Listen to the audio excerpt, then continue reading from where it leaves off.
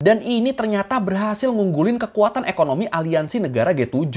I did announce that when I become president of Indonesia, I will bring Indonesia to join BRICS. Nah, dengan Cina dan Indonesia ada di satu aliansi, ada di satu kubu, ada di satu organisasi, otomatis barang Cina jadi bakal lebih gampang masuk ke kita dong. Kita bahas yang lagi rame nih. Gue yakin lu pasti udah tahu lah berita ini. Berita soal Indonesia yang baru aja resmi join BRICS. Bener-bener langsung rame tuh pas beritanya keluar. Banyak yang pro tapi nggak sedikit juga yang kontra. Apalagi keputusan Indonesia buat join BRICS ini tuh kan dilakukan setelah Donald Trump kepilih jadi presiden Amerika kan. Dan nggak lama setelah Trump ngeluarin statement kalau dia bakal nerapin tarif tambahan buat negara-negara BRICS yang mau jualan di Amerika. Amerika ngancam gitu, sama Indonesia malah kayak ditantangin. Beneran join BRICS kita. Wah. Tapi kenapa ya Indonesia akhirnya mutusin buat join aliansi ini? Dan kira-kira dengan adanya ancaman dari Donald Trump tadi, apa nih untung ruginya dengan Indonesia join BRICS ini? Ya udah kalau gitu, ayo langsung aja kita bahas apa yang bakal terjadi setelah Indonesia resmi join BRICS. Untungnya apa, ruginya apa nih kira-kira? Di Learning by Googling. Buat yang mungkin belum tahu apa itu BRICS, lu ntar bisa tonton di video gue yang ini ya. Marketing di awal. Dan kalau kita ngomongin Indonesia yang akhirnya join BRICS, sebenarnya ini gue nggak kaget-kaget banget sih. Soalnya dari beberapa bulan yang lalu, pemerintah Indonesia tuh kan udah ngasih sinyal ya. Udah ngasih tanda-tanda kalau Indonesia tuh emang ada ketertarikan buat join BRICS. Kalau lu ingat, di bulan Oktober 2024 kemarin, Menteri Luar Negeri kita, Bapak Sugiono, Bapak ya, bukan kakek ya. Bapak Sugiono tuh beliau datang ke KTT BRICS yang diadain di Kazan, Rusia.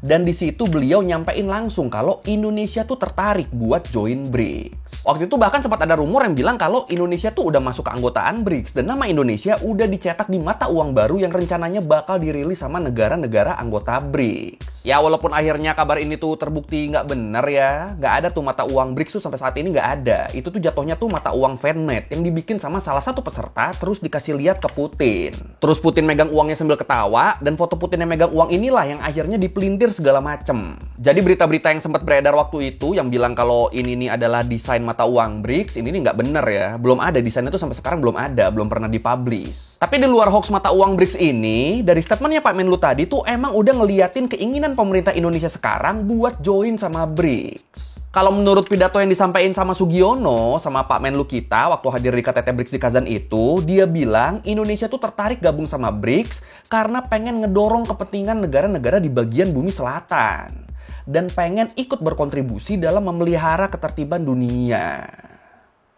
Berasa pedenya dia Indonesia ya. Indonesia had previously expressed its desire to join the bloc, citing efforts to strengthen emerging countries and further the interests of the so-called Global South.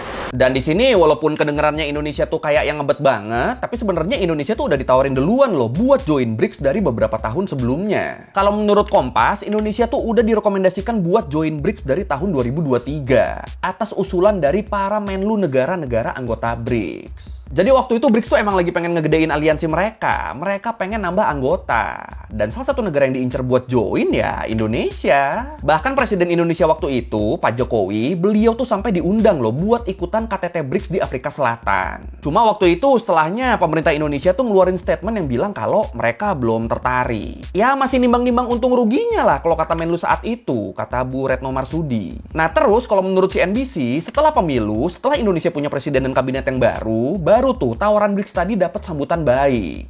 Indonesia secara resmi ngajuin diri buat jadi anggota. Dan ya udah, akhirnya di hari Senin tanggal 6 Januari 2025 kemarin, Kemenlu Brazil selaku presiden BRICS saat itu, dia ngumumin kalau Indonesia udah resmi bergabung jadi anggota penuh BRICS.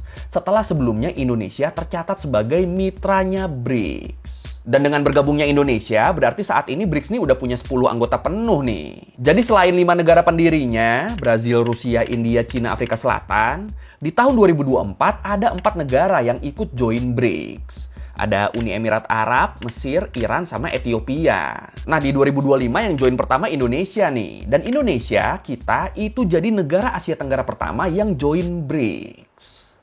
Mantap. The BRICS membership has been on President Prabowo's list of targets for more than a decade. In 2014, when I started my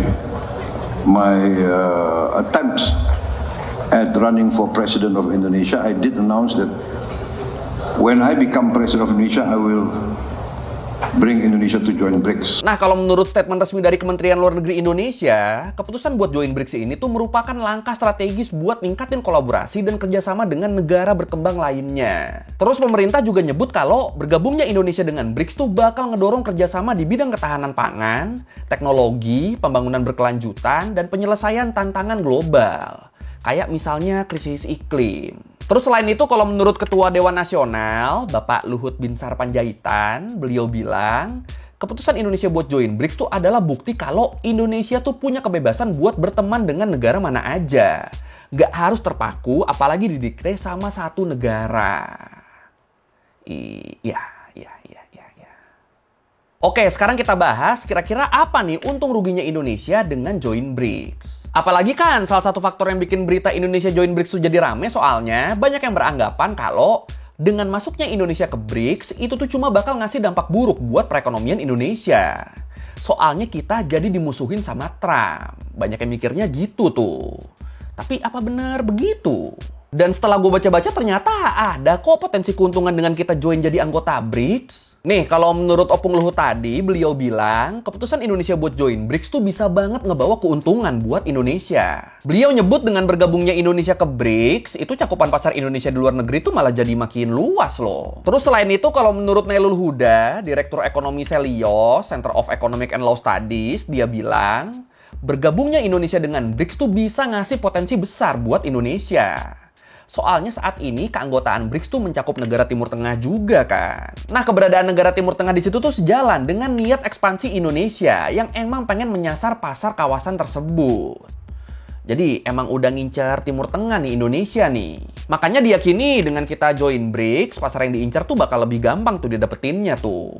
Amin. There's also an aspiration on the part of Middle East countries that BRICS will continue to play a constructive role in promoting peace, stability, and reconciliation in the region. Terus selain itu, kalau kita ngelihat proporsi ekonomi negara-negara anggotanya, saat ini perekonomian negara anggota BRICS tuh mencakup lebih dari 32% perekonomian dunia loh. Dan ini ternyata berhasil ngunggulin kekuatan ekonomi aliansi negara G7, yang selama ini dianggap sebagai kekuatan ekonomi terbesar dunia. Wah. Dan gilanya proporsi 32% ini tuh cuma dihitung dari 5 negara pionirnya ya. Belum ditambah sama 5 negara yang baru join di tahun 2024 sama 2025. Dan ya otomatis kalau ditambah sama negara-negara yang baru join, ya berarti kekuatan ekonomi BRICS ini bisa jadi jauh lebih dominan lagi dong. Makanya terkait ini, Nailul Huda juga nyebut kalau bergabungnya Indonesia ke BRICS tuh bisa jadi momentum buat Indonesia lepas dari pasar tradisional. Kayak lepas dari Amerika atau Eropa. Apalagi beberapa tahun ke belakang kan Indonesia sama Eropa tuh kan emang beberapa kali terlibat perselisihan ya. Perselisihan terkait kebijakan ekspornya Indonesia. Jadi ya dengan join BRICS, Indonesia jadi punya pasar potensial yang baru nih. Kita jadi nggak usah takut lagi kalau ada gesekan sama Eropa atau Amerika. Terus selain itu, kalau menurut Yusuf Randy Manilet, ekonom dari Core Indonesia, dia bilang dengan join sama BRICS, Indonesia tuh jadi bisa dapat bantuan pendanaan pembangunan infrastruktur lewat New Development Bank. Lewat sebuah bank pengembangan multilateral yang dikembangin sama negara-negara BRICS. Wow. Dan pastinya dengan kekuatan ekonomi negara-negara BRICS yang makin dominan, Indonesia yang udah jadi anggota penuh, itu jadi bisa punya posisi tawar yang lebih kuat dalam tata kelola ekonomi global. Positioning kita bisa lebih mantap nih jadinya nih. Ini kalau gini terdengar sangat menjanjikan ya dengan join BRICS ini ya. Wah. Indonesia's Foreign Affairs Ministry said the newly minted membership, which it called an achievement, reflects the country's increasing active role in global issues, as well as its commitment to strengthening multilateral cooperation to realize a more inclusive and equitable global order. Nah itu tadi potensi untungnya, sekarang kita bahas potensi ruginya. Kerugian apa aja nih yang kira-kira bakal terjadi dengan bergabungnya Indonesia ke BRICS? Ya lo mungkin udah denger lah kalau Presiden Amerika yang baru kepilih, Donald Trump, itu kan baru ngeluarin semacam ultimatum gitu ya.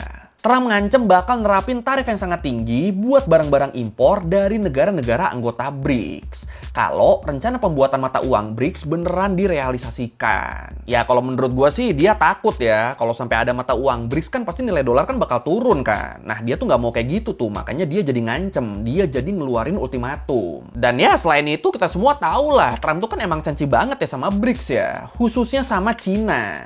Negara yang sampai bikin Trump mendeklarasikan perang dagang. Nah, dengan segitu sensinya Trump sama BRICS dan dengan bergabungnya Indonesia secara penuh di aliansi BRICS, hal ini jadi berpotensi bisa ngeganggu hubungan Indonesia sama Amerika. Padahal sampai saat ini kan Amerika tuh masih jadi salah satu pasar pentingnya Indonesia ya di perdagangan internasional. Nah, ini kalau sampai kita disensiin, kalau sampai kita dimusuhin, kita udah siap belum nih? Apalagi sebenarnya kan selain BRICS, Indonesia juga tuh lagi ngajuin diri buat jadi anggota OECD, Organization for Economic Cooperation and Development. Dan salah satu tujuan Indonesia ngajuin diri jadi anggota OECD ini adalah buat ningkatin kepercayaan investor asing buat investasi di Indonesia dan ngebantu pertumbuhan perekonomian Indonesia. Nah, banyak ahli berpendapat dengan bergabungnya Indonesia ke BRICS, ini tuh jadi bisa menghambat bergabungnya Indonesia ke OECD. Apalagi anggota OECD kan kebanyakan kan negara-negara barat kan, yang bisa dibilang adalah saingannya BRICS. Tapi kalau lu nih, kalau disuruh milih, kira-kira lu lebih milih yang mana nih? Join BRICS apa join OECD? Silakan komen. Russian President Vladimir Putin has highlighted the group's efforts to shift away from the US dollar. 65% of BRICS trade was done using members' local currencies. US President-elect Donald Trump has criticized the move and threatened 100% tariffs in response. Terus selain ancaman dari luar BRICS, sebenarnya ada juga nih potensi kerugian buat Indonesia yang justru berasal dari anggota BRICS-nya sendiri. Atau tepatnya dari Cina dan India. Iya, jadi kalau menurut CNN, pengalaman hubungan dagang Indonesia sama Cina dan India tuh ternyata nggak bagus-bagus amat loh. Dua negara ini nih, khususnya Cina, mereka tuh dikenal sebagai negara yang sering bikin banjir barang impor di Indonesia.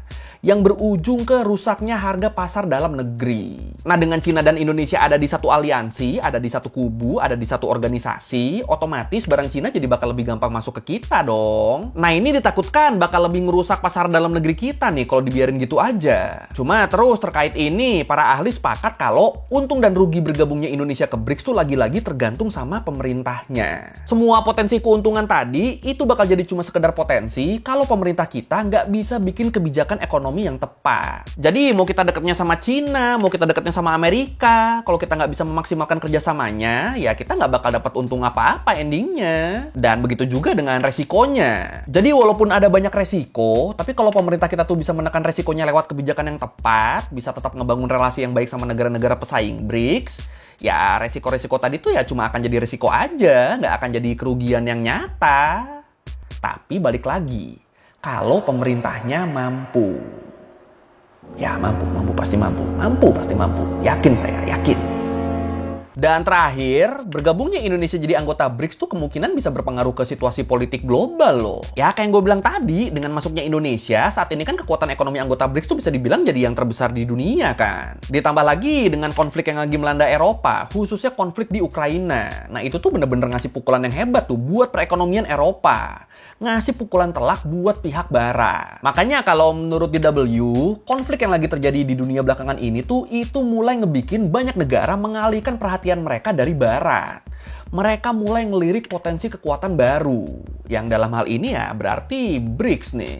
Jadi yang tadinya negara-negara tuh apa-apa barat, dengan adanya konflik-konflik yang terjadi sekarang, mereka tuh jadi mulai kita cari yang lain yuk, ada apa aja nih ya. Dan kebetulan di situ ada BRICS. Kayak di Asia Tenggara deh misalnya deh. Saat ini tuh ada 3 negara ASEAN lain yang udah nyatain diri berminat buat join BRICS.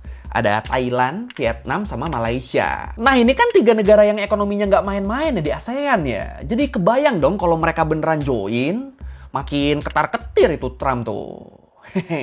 Tapi kalau menurut sendiri gimana nih? Dengan bergabungnya Indonesia ke BRICS ini, apakah kita bakal lebih banyak untungnya atau ruginya nih?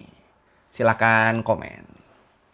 In addition to Malaysia, Thailand has formally announced its intention to join BRICS, with the Thai cabinet approving the application to fortify the country's economy and boost its global presence. This move aligns with Thailand's strategy to diversify its international relations and reduce dependency on traditional Western allies. Oke, sekianlah review kali ini tentang Indonesia yang resmi join BRICS. Jadi, potensi untungnya apa, potensi ruginya apa, udah kita bahas tuh tadi tuh. Ya, semoga yang untungnya beneran kejadian, yang ruginya ya cuma potensi doang ya, jangan sampai beneran rugi. Ya, kalau lo merevisi kayak gue udah salah, atau lo mau nanya, atau lo nambahin video, bisa tulis di komen, kita diskusi kayak biasa. Sekali lagi, thank you udah nonton, jangan lupa like, comment, subscribe. Bye!